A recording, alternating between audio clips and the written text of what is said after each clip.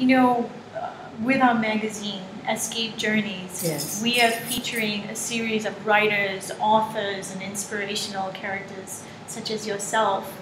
And what we would like to hear from you is your personal spiritual journey. Tell me about Tabinda Chinoy. Who was she when she started, and who is she today? Now that's a very, very tough question to answer.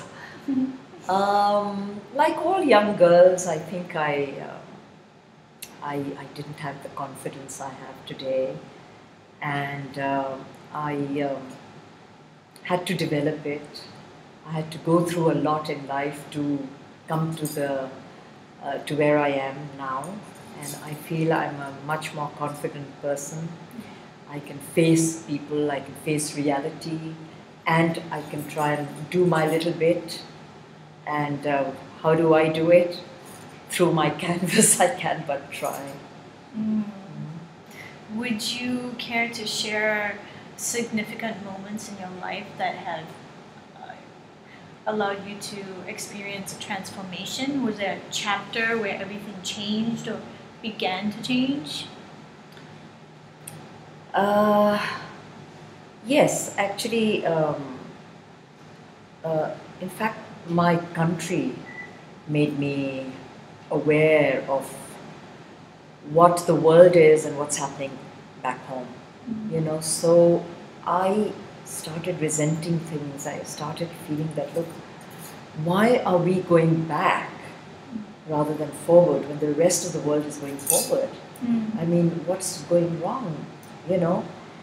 And it's not that I'm not a religious person. It's, but you know, that sometimes you find that things are misinterpreted. And I think with the lack of education, people don't know what is right and what is wrong. You see, if you know how to read, you know how to understand things, you can judge for yourself. But if people just tell you what's right and wrong, and you're uneducated, so you just believe whatever is told to you. And we've got something called karokari, honor killings, and things in our country. I got in touch with some lawyers, and these were women lawyers, and they asked me to do some paintings which were visual, where, you know, they made posters out of these paintings. And like, there was one of them where this woman was a very beautiful woman, half her face was very beautiful, and the other half was all burnt and with acid, you know. And then there was this man sort of trying to throw the acid on her, which was very visual. That's not my style of painting. But I wanted to make these very visual paintings where they actually put them up in the different police thanas. I don't know what a thana would be in English. Police stations, you know, all over the villages and the rural areas. And then there were other paintings where I had made, for example, a man with a stick hitting this woman, and she's very scared, and she's, you know, sort of begging him not to do that. And then there were writings all over in those posters. Now the thing is, most of the villagers, they don't know how to read.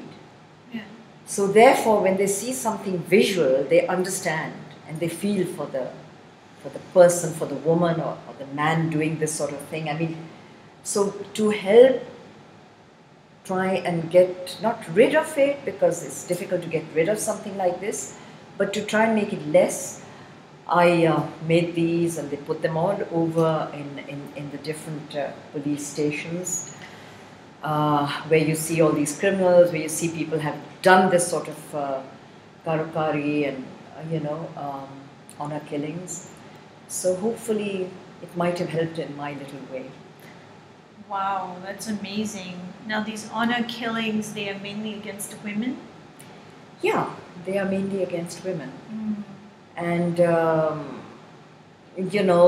sometimes you find in the villages, you find these elders. They're sitting there and they pass judgment, and it could be anything. It could be the right judgment, and it may not be, but that's the word that is followed. And I think all these things can be improved upon if we have education. I really feel that. Yes, definitely, to create an awareness, and the awareness allows you to actually empathize and connect and feel compassion for Yes. your fellow human being. I've heard stories of honor killings where a woman, for example, if she was accused of infidelity, she might be acid might be thrown onto her face to teach her a lesson. Yes. So that sounds like an example of what Yeah, we're talking exactly, about. exactly. And you see, if it's visual, then people understand this is what's happening. And one side of a face of a woman is so beautiful, and the other side is totally burnt. I mean, how awful is that, So people who don't believe in this sort of thing see that, and then at least they have some understanding of what's right and what's wrong. Yes, because anyone who is a believer of God would immediately, in my eyes, appreciate beauty. And to see a thing of beauty, a person with such beauty who's created by God, having their beauty stripped away from them and maligned, Yes. and the creation of something that's, I hate to say it, but ugly, that in itself is such a travesty. And as you said, seeing it visibly can very often hit the heart, touch the heart Yes. more than words Yes, can. exactly. Exactly. It's amazing that you're doing that with your art. Yeah, I'm doing that. No, haven't done it that often, because, as I said, I like to make something beautiful. Yes. Rather than, because I mean, I love dreaming. I love to portray the world as it should be, as it can be. And I've also done quite a few paintings where I just portray. It's like sort of portraying people, but in the form of buildings. I'll show them to you so you'll understand what I'm talking about. But like in a particular painting, there are different buildings. If you look out of the window, you can never see that sort of a scene, because there are these high-rise buildings, there are mud huts, there are mosques, churches, temples, different places of worship. There's the Star of David, and there's, it's all very beautiful, very peaceful, and I've named those living in peace and harmony. And I just wish the world could be like that. I wish people could live and let live. So your art seems to be a form of inspiration, a source to drink from and to be rejuvenated. When I look at your art, it is somewhat surreal. It is, I've read some of your reviews. It's said to be in the midst of imagination and dreaming and being arising to being awake. So it's in that realm where so much beauty exists. And I think this world needs beauty. Yes, definitely. I mean, as I said earlier, this world can be very ugly, but if we strive to make it less so, I think nothing like it, You can do that through your writing, you can do it through making some wonderful movies, through art, through different ways, And if everyone does that little bit, I think the world can be so beautiful. I mean,